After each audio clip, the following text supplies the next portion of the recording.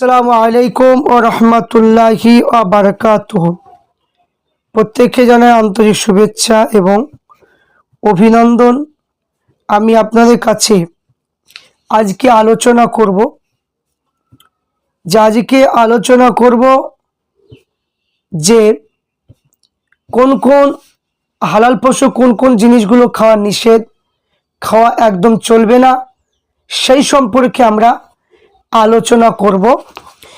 যে কিতাব থেকে আলোচনা করে জবাই ও কুরবানি মাসাইল, আল্লামা রুহুল আমিন বশিরাটি রহমাতুল্লাহ আলাইহির লেখা কিতাব। যিনি 18,000 হাদিসের হাফেজ ছিলেন। মোজাদুজ্জামান দাদাপীর রহমাতুল্লাহ আলাইহির হাতে তিনি বায়াত হয়েছেন। দাদাপীর রহমাতুল্লাহ আলাইহির অনুমতি নিয়ে তিনি বহু কিতাব আল্লামা রুহুল আমিন রহমাতুল্লাহ আলাইহি তিনি লিখেছিলেন। তাই আমরা ফুরফুরা শরীফের দাদাপীর রহমাতুল্লাহ আলাইহির তিনার নীতি অনুযায়ী চলি, তিনার মাসলা মাসাইল কিতাবের অনুযায়ী আমরা আমল করার চেষ্টা করি, এবং এই জন্য আমি আপনাদের কাছে এই মাসলা মাসাইল নিয়ে আলোচনা করছি। কারণ এখন বর্তমান সময়ে বিভিন্ন দল মত রয়েছে, তাদের হাত থেকে আমাদেরকে সঠিকটা শিখতে হবে। তাদের কাছ থেকে তারা যে বাতিলগুলো কথা বলে সেইগুলো আমরা গ্রহণ করব না, যেহেতু আমরা আহলে সুন্নাতুল জামাতের মানুষ। আসুন আমরা এখানে দেখব যে হালাল পশু যে এখানে খাওয়া সম্পর্কে আমরা প্রত্যেকে একটু জানবো যে কোন কোন জিনিস খেতে পাবো, কোন কোন জিনিস খেতে পাবো না। একটা গরু কিংবা মহিষ কিংবা দুম্বা কিংবা ছাগল কিংবা ভেড়া কিংবা কি আপনার উট, সেই জিনিসগুলো আমরা কোন কোন জিনিসগুলো আমরা খেতে পাবো আর কোনগুলো খেতে পাবো না, এই বিষয়ে আমাদের প্রত্যেকেই জানা প্রয়োজন। তো আমাদের হালাল পশু কোন কোন অংশ খাওয়া নিষেধ, এটা আমাদের জানতে হবে। এক নম্বর কথা হলো যে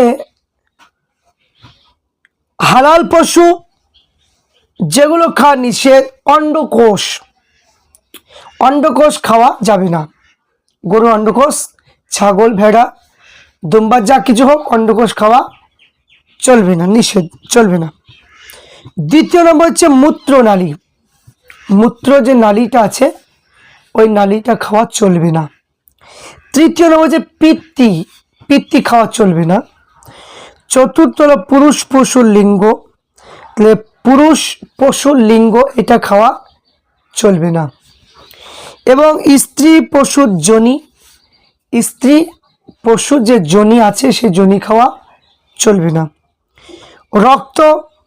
রক্ত খাওয়াটা চলবে না। গদুদ মাংসের মধ্যে চর্বি মিশ্রিত একটা গ্রন্থ থাকে, মাংসের মধ্যে একটা চর্বি যদি মিশ্রিত একটা গ্রন্থ থাকে, পেশির মধ্যস্থ রক্ত টুকরাকে গদুদ বলা হয়। এই বস্তুগুলো খাওয়া মাকরু তাহারিমি, এইগুলো খাওয়া চলবে না। তারপরে আমরা দেখব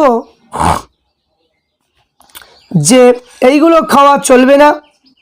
শুধু তাই নয়, যেগুলো আমরা আরও দেখতে পাবো যেগুলি খাওয়া চলে না, একটা গাভী ছাগল কিংবা গাভী গরু মহিষ যাই হোক প্রস্রাবকালের নিকটে উপস্থিত হয়ে থাকে, কি যদি গাভী ছাগিয়ে যদি প্রস্রাবকালের নিকটে উপস্থিত হয়ে থাকে, তা যদি জবাই করা হয় তাহলে সেটা খাওয়া যাবে কিনা। তো এইভাবে আজও আবু হানিফা রহমাতুল্লাহ মতে বলে মাকরু হবে, কেন পেটে বাচ্চা নষ্ট করা হবে, এই জন্য ওটা খাওয়া চলবে না। তবে যদি কোনো উষ্টিকা গাভী জবাই করার পরে পেটে একটা মৃত বাচ্চা পাওয়া যায়, তবে কি হবে? তো উক্ত বাচ্চা খাওয়া হালাল হবে না। এবং আবু হানিফার মত এই হিদায়া কিতাবের মধ্যে রয়েছে। যদি কেউ সাগির পেট ফাড়িয়া জীবিত বাচ্চা বাহির করে জবাই করে সাগির জবাই করে, তবে কি হবে? যদি পেট ফাড়িয়া ফেলা পরে যদি সাগি জীবিত থাকতে পারে তবে জবাই করা হালাল হবে, আর যদি জীবিত থাকার সম্ভাবনা না থাকে জবাই করার পরেও হালাল হবে না, কিতাবের মধ্যে পাওয়া যায়। যদি কোনো বিড়াল একটা মুরগি মাথা কেটে ফেলে থাকে, ওরা জবাই করলে হালাল হবে কি? ছটপট করে অবস্থায় জবাই করলে হালাল হবে না, ইয়া কি মুলতাকা কিতাবের মধ্যে পাওয়া যায়। তারপর কলিজা, পিত্তি, পিলাহা, কলিজা এবং কি পিলাহা খাওয়া কি হালাল। কলিজা, গরু কলিজা, পিলাহা এটা খাওয়া হালাল ও রয়েছে, হালাল রয়েছে, বুঝলেন না? হালাল রয়েছে। এবং কি বলছেন, গরু ছাগলের পিঠে শীত দ্বারা সাদা মগজ আছে, ওকে হারাম মগজ বলা হয়। কেউ মাকরু তানজি, কেউ মাকরু তাহারিমি, কেউ হারামও বলেছে। প্রভৃত রক্ত হারাম কিতাবের মধ্যে পাওয়া যায়। কি বলছে ভুড়ি খাওয়াটা কি? ভুড়ি বলছে মাওলানা আব্দুল হাই ইসলামী মাজমা ফতুয়া 3য় ভাগে লিখেছেন যে এটা হালাল লিখেছেন। কি লিখেছেন? হালাল লিখেছেন, ভুড়ি খাওয়া হালাল। আর প্রথম ভাগে 80 পৃষ্ঠে মাকরু লিখেছে। লেখক বলেছে মাকরু তানজি হবে। কি হবে? মাকরু তানজি, মানে খাওয়া জায়েজ, অসুবিধা নেই। এবং আমরা দেখব কোন প্রাণী বিনা জবাই হালাল হবে। মৎস্য এবং পঙ্গপাল বিনা জবাই হালাল হবে। তাহলে এখানে আমরা যেগুলো দেখতে পেলাম সেইগুলো যে খাওয়া, যেগুলো জায়েজ আমরা দেখতে পেলাম। যে ভুড়ি খাওয়া, অনেকে অনেক রকমের কথা বলে যে ভুড়ি খাওয়া যাবে না, ভুড়ি খাওয়া নিষেধ করে, ভুড়ি খাওয়া হারাম বলে ফতোয়া দেয়। কিন্তু আমি বলবো যে আল্লামা রুহুল আমিন বশির রহমাতুল্লাহ আলাইহি লিখেছেন যে মাওলানা আব্দুল হাই সাহেব মজমুয়ার ফতোয়া 3য় ভাগে লিখেছেন এটা হালাল লিখেছেন।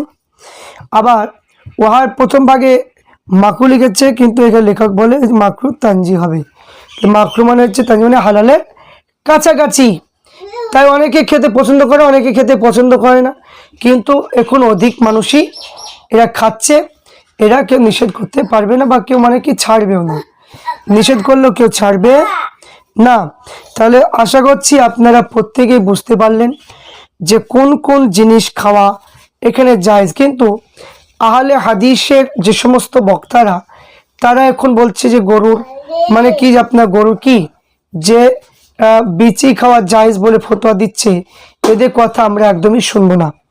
এদের কথা একদমই শোনা চলবে না, কারণ এগুলো হচ্ছে নিষেধ, এইগুলো খাওয়া একদমই চলবে না। এটা মাথায় আমাদের প্রত্যেককে রাখতে হবে। তাই এখানে প্রত্যেকে আমরা সতর্ক হব। আল্লামা রুহুল আমিন বশির রহমাতুল্লাহ কিতাব অনুযায়ী আমল করার তৌফিক দান করুক।